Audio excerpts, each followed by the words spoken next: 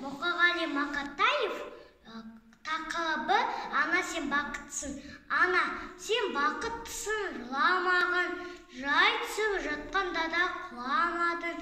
Тәңіріңнен мен едім ғой сұрағаның, сондықтан жыламағын.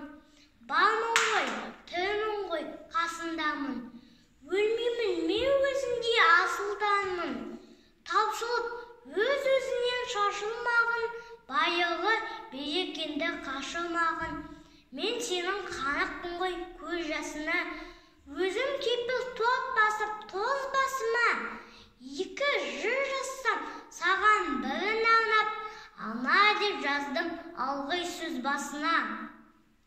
Тәңірім, кешір көрсін кесірімді, аспанға жазсам сенің есіміңді. Ана, сен бақыттысың, тербете бер, құба талдан елген бесігімді.